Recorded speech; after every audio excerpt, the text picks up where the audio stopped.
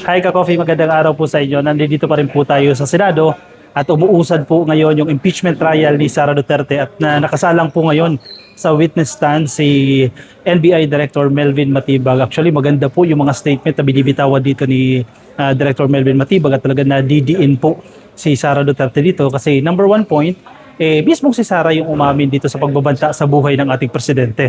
Ang gustong bigyan highlight dito ni Director Melvin Matibag, actually hindi na ito grave threat eh. Hindi na ito pagbabanta, ito po ay plano na. Tiyak na may kinausap na po si Sara Duterte na hitman para itsugi o patumbahin yung buhay ng ating presidente. Nakapanayan po natin dito si Congressman Jude Asidre at maganda rin po yung kanyang mga takes, yung kanyang mga opinion sa mga issue na ating itinanong sa kanya. Pakinggan po natin. Kung may mga narrative na they're trying to discredit Director Matibag kesyo wala siyang personal knowledge, so hindi siya eligible maging witness, ano po yung masasabi niyo sa mga taong Well, bayan? ako tatanungin, Director Matibag is the head of the NBI, he is the Chief Executive Officer of the country's top investigative agency. He is definitely drawing from public records. Hindi naman porket wala kang personal knowledge, na-disqualify na natin ang value ng official records. Ang binabasehan po at maraming beses na klinaro ni Director Matibag, ang binabasehan po ng kanyang mga salaysay ay mga official na record ng NBI. Yun po ay may patuloy, may continuing value. Sino man ang nakaupo bilang NBI Director. Ano po ba yung value ng testimony ni Director Matibag sa prosecution? Well, kung titignan natin, okay. Yung unang 2 linggo, in-establish natin yung veracity ng video. Alam natin kung ano ang mga salaysay na binanggit ng Vice Presidente. Pero syempre, kailangan natin establish ano nga bang nalabag, ano nga ba ang konteksto, ano nga ba ang iba pang impormasyon na hindi natin nakita doon sa interview lamang. At yan po ang impormasyon na yun po ang value ng testimony ni Director Matibag. Pinapakita po niya yung larger picture, kumbaga, yung pagkakaugnay, hindi lang doon sa press conference ng ating pangalawang Pangulo, kundi yung iba pang pangyayari na nangyari. Kasama na doon yung mga salaysay na binanggit ng Mayor ng Davao City at nung iba pang mga kaalyado nila. Nakamit po ba ng prosecution yung goal na yan? I think so, no? I'm confident that he was able to look at this, especially napakaganda yung tamang konteksto, yung pagbigay, yung pagpasok doon sa informasyon na nanggaling doon sa doon sa affidavit ni Mr. Las Cañas. Kasi ito din ebidensya na ginamit doon sa ICC. Kumbaga may probative value din to. At talagang makikita natin na-establish ni Director Matibag na ang ating pangalawang Pangulo ay nakitaan ng behavior or pattern of violence. Hindi lang sa isang insidente, kundi sa maraming pagkakataon. So far, satisfied naman po kayo sa naging performance niya kahapon? At ano po ang inaasahan ninyo na pwede niyang isiwalat ngayong araw na ito? Well, I think today naman kasi cross na lang, no? I don't think, depende ho yan sa mga tanong na ibibigay ng depensa, no? Sa kanilang cross-examination. I think si Director Matibag, ako'y confident naman na nasagot niya ng maayos ang mga tanong. Talagang hindi kasi sa totoo lang medyo nakitaan natin ng pagkakataon na medyo nalilihis na ang pagtatanong ng depensa, no? They're trying to look into issues beyond nung pinag-uusapan sa articles of impeachment. Pero nakita natin na on point pa rin si Director Matibag at talagang naka-focus siya sa detalye ng pangyayari na nakapaloob dun sa articles of impeachment. Sir, may gahapon, sir, Bisaya lang po. May hapon, ma'am. Sa Dagisdak po.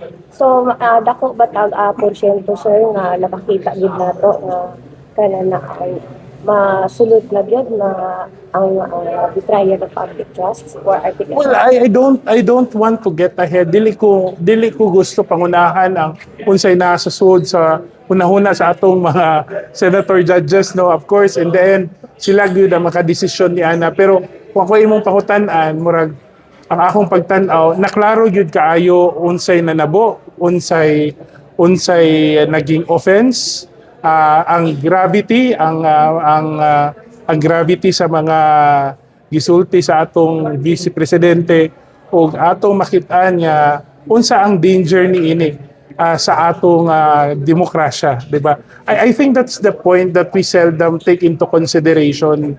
Lahat naman tayo, sabi nga, lahat naman tayo may freedom of expression, may freedom of speech. Pero minsan sa may ilang tao who commit themselves to public service and took an oath to protect and preserve the Constitution, dapat mas matimbang ang tungkulin namin na talagang sundin ang batas at gawin ang tama at nakakapalakas sa ating demokrasya. Hindi lang ho lahat usapin ng karapatan. Mas matimbang po sa amin ang tawag ng tungkulin. And I think it's important to put that in context when we look at what the articles of impeachment allege with the grave threats made by the Vice President. Kung nabanggit po ni Senator Rafi Tulfo na dapat pantay ang pamantayan natin sa pag-aresto o pag-kuha doon sa tao na nagbabanta sa Pangulo natin. Yung nakaraang taon po kasi, yung nakaraang administrasyon kasi, may inarestong isang teacher na nagbanta kay Pangulong Duterte. Ngayon po, sa tingin ninyo, ano po ang dapat gawin ni Matibag if ever na mayroon din magbanta din sa ating Pangulo? Well, I think for any threat made to the President, to the head of state, lalong-lalo na kung ang nagbanta ay may kapasidad naman at may intent na gawin ito, ako talagang kailangan na gampanan ng NBI ang kanyang tungkulin. Kasi po, ito po'y paglabag ng batas. The threat alone, and this is the thing that we pointed out many times, the threat alone is already the crime. Hindi na natin itatanong kung kaya bang gawin, gusto bang gawin, kung joke ba ito. Parang sa aeroplano, 'di ba? Pag may bomb jokes, minsan nakapila ka na doon dahil lang nag-joke ka tungkol sa bomba, talagang maantala, talagang tatanggalin, papababain lahat ng pasahero, talagang aralin. Kahit alam naman natin na posible nga, nagjo-joke lang yung taong nagsabi nung bomb joke. Pero yun po ang procedure kasi tayo po ay sumuuna. Yun po ang alituntunin ng batas na talagang pinagbabawal ang bomb jokes. Pangalawa, dahil ito po ay may clear and present danger dun sa mga pasahero ng eroplano na yon. Eroplano pa lang po ang pinag-uusapan natin. Bomb joke pa lang po yun.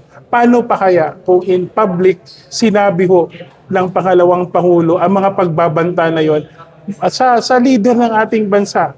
Diba? At alam naman ho natin, pag nawala ang Pangulo, sino ang papalit? Who stands to benefit? Alam na ho natin yun. Sir, what should we expect for next week? That depends on the prosecution. I don't want to get ahead of the prosecution and also with the court. We're actually waiting what's due to happen next week.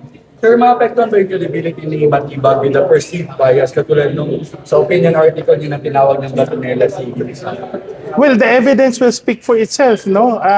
Remember, regardless of one's personal position on issues or opinions about specific individuals, hindi naman yun na naging basihan ni Director Matibag sa kanyang mga salaysay. Ang ginamit na batayan ni Director Matibag yung mga official mismo na records ng investigation na ginawa ng NBI. Hindi po kaya maka-apekto sa kanyang pagtestigo yung pag-amin po niya na dahil sa disappointment and galit kaya siya nakapag-mura at nakapag-malhatin doon siya kay Mel Sabio dito po sa impeachment. Well, yan po ay personal na pananaw ni Director Matibag at hindi po yun naging basihan ng kanyang testimonya. Bagamat yun ay tinanong, alam naman ho natin na sa kanyang opisyal na testimonya, sa kanyang pagsasalaysay na binigay, talagang nakabase po sa opisyal na record ng NBI. You know, it's people will always have different opinion about people, but the records will not lie. Kung namutana lang po, kung for the Bisdax po, kumbinsido po ba kayo sa testimonya ni Director Matibag nga, no? Wa man ko'y rason nga dili ko motuo, di ba? Kay naama na tanan record. Una, tinuod man ang video. Kakita man tatanan, nadunggan, natanaw man nato ang Vice Presidente kung unsa iyang gisulti, di ba? Di man naghihimo-himo ni Matibag. Pero and then the other details are all the result of an investigation that was conducted not only by Director Matibag, but other personnel of the NBI. Sa pagtanaw na ko, wala ko yung rason yan, no, gadudahan na ako kung sa istorya, kung sa gisulti ni Director Matibag.